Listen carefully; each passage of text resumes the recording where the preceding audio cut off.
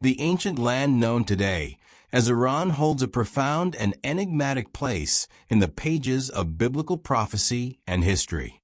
While modern geopolitical narratives often paint Iran as a pivotal player in Middle Eastern affairs, the Bible offers a timeless lens through which to understand the nation's spiritual and prophetic significance.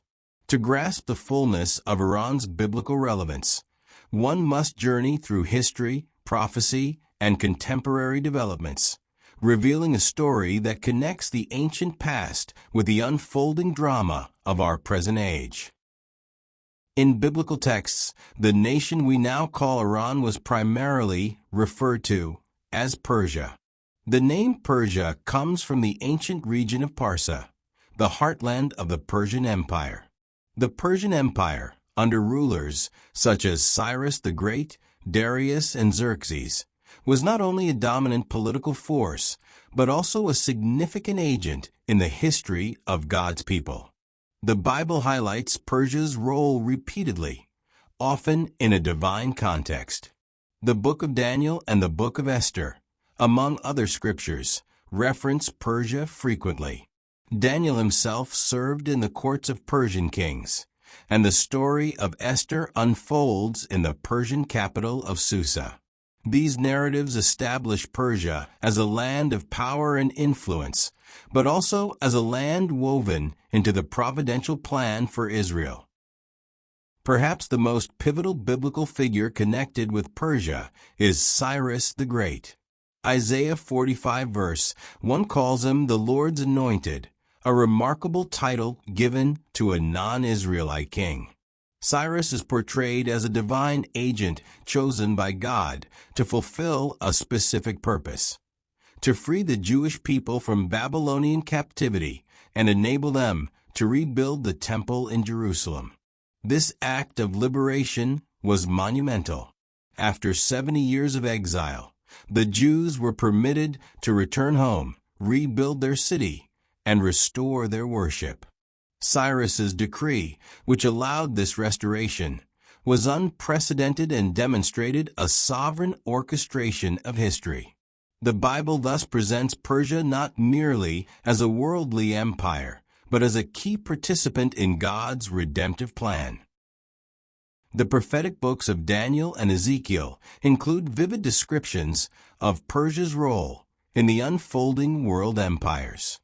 Daniel's visions delineate Persia as the ram with two horns, Daniel 8, symbolizing its power and expansion. These visions serve not only as historical forecasts, but as spiritual metaphors for the rise and fall of nations. Ezekiel 38-39 presents a mysterious figure called Gog, leader of Magog, Persia, Cush, and Put, who will rise against Israel in the last days. Many Bible scholars interpret this as an end-times prophecy involving a coalition of nations, including Persia, attempting to invade Israel, only to be divinely defeated. Fast forward to modern times. The country known as Iran stands on the very soil once ruled by the ancient Persians. Its rich history, cultural depth, and religious significance remain undeniable. However, Iran today is a theocratic Islamic republic with a distinct political agenda that often puts it at odds with Western nations and Israel. The current Iranian regime has repeatedly declared hostility toward Israel and America, positioning itself as a regional power in a volatile Middle East. This stance brings to life the biblical tensions predicted between Persia, Iran, and Israel, suggesting that the ancient prophecies still resonate in our era. Israel's existence and security are central themes in biblical prophecy. Many scriptures foretell that the nations will one day recognize Israel as God's chosen people, and that peace will eventually reign. Yet, before this era of peace, the Bible predicts fierce opposition to Israel. Iran's policy and proxy wars have destabilized the region and complicated peace efforts.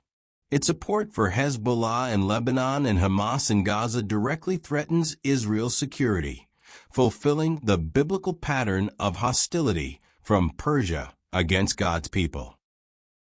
While Iran's biblical identity is often tied to conflict and opposition, the Bible also offers hope for transformation.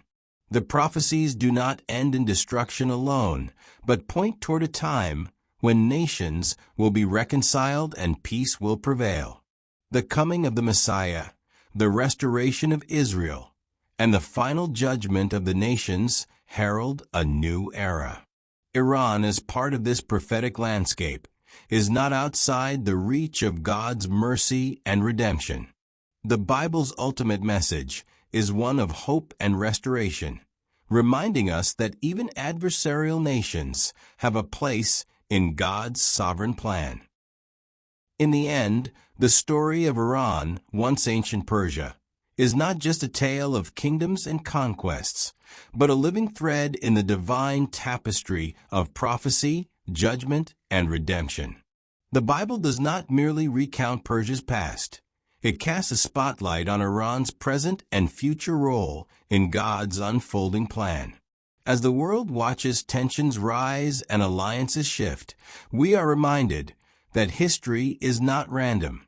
Every nation, every event, every moment plays a part in a greater purpose. In a time of uncertainty, one truth remains. The God who spoke of Persia long ago still reigns today, and His word is being fulfilled before our eyes.